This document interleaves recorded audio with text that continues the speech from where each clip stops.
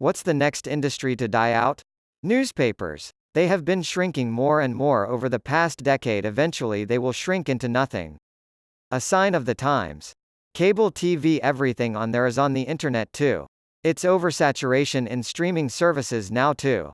Streaming services are soon going to reach a critical mass where nobody signs up for them because the whole vast number has led to programs being too fragmented. People might not mind maybe having to post for Netflix and Prime to watch, say, the new Star Trek shows, but one think even the most devoted TV viewers will start to get pissed off when they need 3, 4, 5 or even more different services just to watch programs that used to be on normal channels. I mean, services like Sky used to have a big load of channels for one price, but streaming is now splitting things up so much it's at risk of becoming its own downfall. Everyone want a piece of the action, but all they are doing is breaking up the viewers into smaller groups. While it won't die out completely, there has been a major change in sit-down restaurants. From the 80s and through the 90s, large chain-operated restaurants were the kings of the town. But since the recession in '08, many of those chains have seen such drastic downfalls. Many are in danger of filing for bankruptcy. Instead, it is local ma and pa eateries that focus not only on amazing foods and service, but also offer something different from the norm that seem to be on the uprise. Who knew microwaving all of your food wouldn't stand the test of time? Does anyone still buy gossip magazines from grocery stores and gas stations? I worked part-time in a grocery store for a bit last year, and one of my jobs was to switch out the magazine each week and track sales of them. Each week we received 1 to 2 boxes of magazines, which was mix of gossip and specialized. Each week I sent back at least 1 to 2 boxes of expired never purchased magazines. The sales would show we maybe sold 2 magazines a week. Yeah, after working in a grocery store with a large magazine section, I don't understand how the industry exists. Seemed like we sent back at least 75% every month. Everything, if Amazon doesn't settle down. In the US, Amazon and other delivery services are plentiful. Outside of the States, it's either lack of selection or high shipping prices. I assure you that it's working very well in Europe also. Not sure it will die, but my kids think radio is for chumps and none of their friends ever listen to it. Edit, news, sports might keep it alive for a while. We listen to NPR at home on the weekends and that's it. We also have a Roku app for radio stations in the UK. Not sure if that counts as radio or internet, smiley face. While it's on its way out, it's not dying soon. Not as long as cars still come with a radio.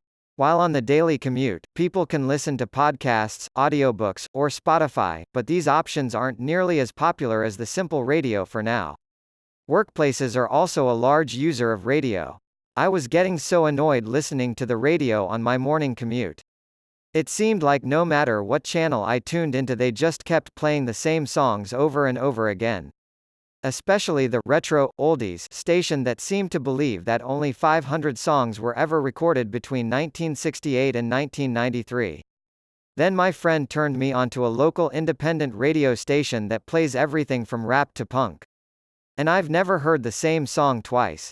Luckily they have their playlist online, so if I hear a song I like I can look at my car's clock and then go home and see who was playing at that time and then add them to my Spotify playlist. If there were more radio stations like that, I feel like radio would never die. But people have been bitching about hearing the same old crap every day on the radio since the 50s. Shopping malls. Growing up in the 90s, the mall was the place to be. My local spot had a movie theater, an arcade, and a plethora of cool places to hang out. In 2020, the same mall has nothing but dumpy cell phone stores, kiosks, and stores that sell random collectible things. At least a third of the storefronts are closed up, looking for people to move shops into. I feel like it'll be dead and gone before I hit 50. Yeah, the only real value I find in malls is the food court if you're with a group of people that can't decide on what they want to eat. You can go to one location and everyone can get what they want. Travel agents. There's still a few left, which are mostly used by older folks. In my 30s, and I know more than a few people who still use travel agents for the convenience of booking without worry that they messed anything up. For all my private travel I book myself. For work, we use a travel agent. It's nice to know that everything's taken care of when you're going to a customer's site in another state, country and are worried about so many things already. Full-time jobs for clergy and musicians in mainline churches that are dying out, selling their buildings, or merging with other parishes. Definitely true. I grew up being told that if a pastor was only working one job he was doing something wrong. I wouldn't say they're next to die out, but I wonder about funeral homes. I've seen more people opt out of some kind of service lately. With a mobile population, your friends and family may be widespread. Something less formal later might be easier for survivors to organize, manage, and definitely cheaper. This is true. Last funeral director I talked to said more PPL are dying today than 30 years ago. Population does that, but more people are not using his full services. They are cremating and having a service in a firehouse or catering hall, way cheaper. Funeral and weddings time to move on to more cost-effective ways to achieve the result. It's their own fault for making funerals so insanely expensive it literally puts people into bankruptcy. Hopefully predatory loot boxes and gambling aimed at kids. I feel like purely cosmetic loot boxes are totally fine because they let a lot of high-quality games like League of Legends, although it pains me to say it, Fortnite, and World of Warships stay free for millions of people while still being profitable to the company, making it a win-win situation, although loot boxes in $60 games are kind of scummy. F2P models that have loot boxes for cosmetics are fine. I support League of Legends. Having loot boxes for P2W is scummy. Having loot boxes in a game I paid for is greedy. CDs. I can't remember the last time I had to use or buy a CD. All of my music, games and movies come from the internet. Vinyl is having its biggest payday since, well, the original vinyl days. Yup, it's kind of interesting. CDs are obsolete, so we took another obsolete form and use that instead for nostalgia. It's kind of weird. Yellow cab taxi services. Taxis aren't going anywhere as long as rideshare apps keep using surge pricing. Whenever there is a big event in town, I always just call a taxi because the rates are always the same.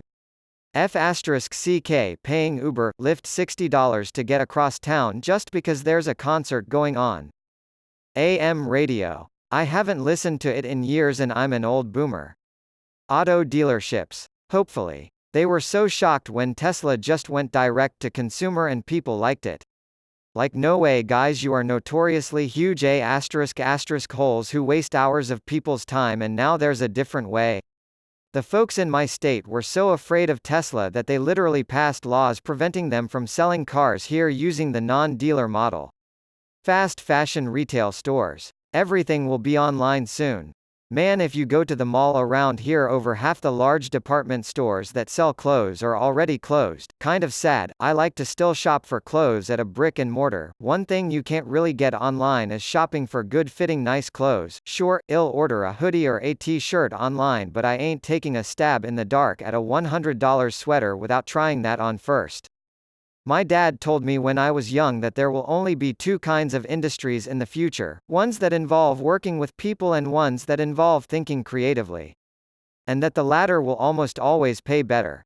That applies to upper-class people. A lot of things need to be done that does not fall into any of those two categories. The third is manual labor.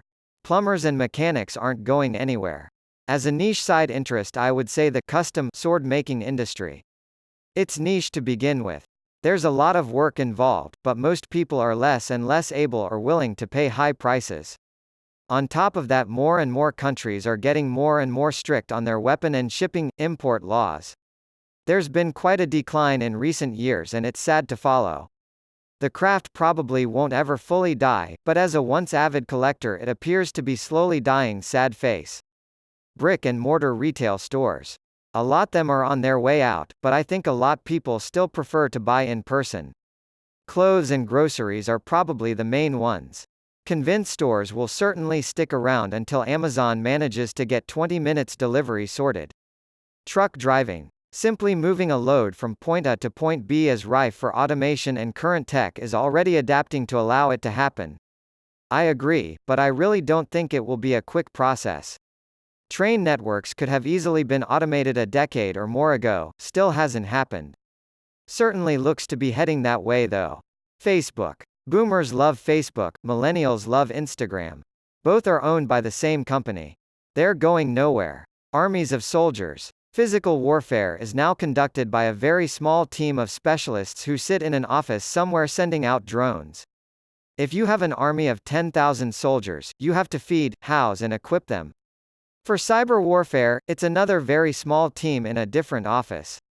The idea that war can be won without a physical army has been the goal for centuries, and it turns out that winning war requires an actual army. A country cannot be conquered without occupation. If occupation is to be avoided, the entire populace must be eradicated to prevent future uprisings. Cyber warfare enhances capabilities and shortens war, preventing mass casualties, but it will never win a war in a traditional sense. My dad keeps saying that movie theaters can't last more than 5 more years, and I hope he's wrong because I love them. Last week I heard on the radio that the amount of people that visit the cinema has increased the last few years. Hope it stays that way 'cause I like going to the cinema. Paper checks. Online bill payment was the beginning, but there are tons of digital payment methods now.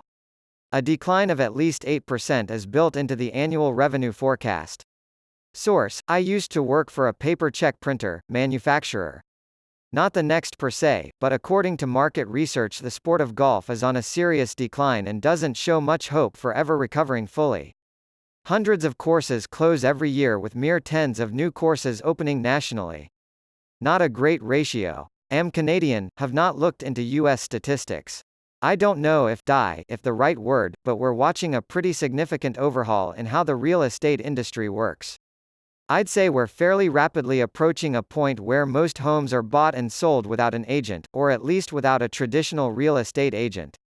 Redfin and Zillow are both taking large bites out of the two-agent transaction model, and other, regional portals and brokerages are adapting to similar models. I bought a house without a buyer's or seller's agent. It was for sale by owner. I called them up, looked at it, negotiated a house. Then we found an attorney who handled it for about $500, which you'd pay anyway. We didn't need to pay some guy $12,000 for looking pretty and putting some vanilla in the oven. K-pop. As much as I am a fan, if I had to be honest, this trend is going to die out soon. And please don't bash me 'cause I know not all but some fans could be a bit, yeah. With all the massive drama going on in the industry now especially. Anyways, I am a fan for now until I get over the phase and move on to the next phase of my life. Retail bank branches. We can do everything online. I used to work in a bank and the customers I worked with were all over 50, most in late 60s to 80s. Every day I think of a way to completely replace the accounting industry with some type of uniform software that every company would use.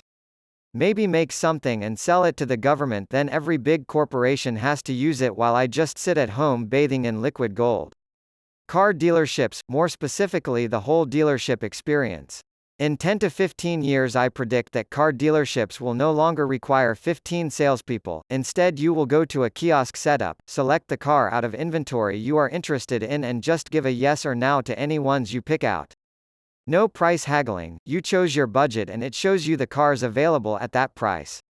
There will always still need to be real humans involved, but I feel sales departments will require a third of the people they do now in 10 to 15 years. Local television news. In my market they are failing to change fast enough. They are still catering to the 40-plus demographic and ignoring the youth who no longer watch news and get all of their information from social media and weather apps. If they were serious about the future they would lobby Apple and Android to include local news in their news feeds, they would make IGSC-TT a priority for content aimed at younger viewers, and they would also push their app to the 25 to 40 crowd. They would have their reporters be more interactive as online local personalities and use all of those platforms for ad revenue once they built up a following. Basically they would become local news influencers. But they are continuing the way they have been going, focusing on selling airtime as it pays more right now and ignoring digital. To be fair, that ship has sailed, they just don't know it yet. Me. I'm an old man, but I've spent the last couple of months learning everything I can about digital marketing and running digital marketing campaigns. I eventually want to sell my own products and services online and get out of local television. Paper in any form really. Money, documents, books. While there are plenty of purists out there to keep the industry going and a lot of important contracts will be kept paper just to ensure validity, it is shrinking. Rental car companies. Speaking from experience as someone who has worked for one, alternatives like Turo are where the market is currently heading.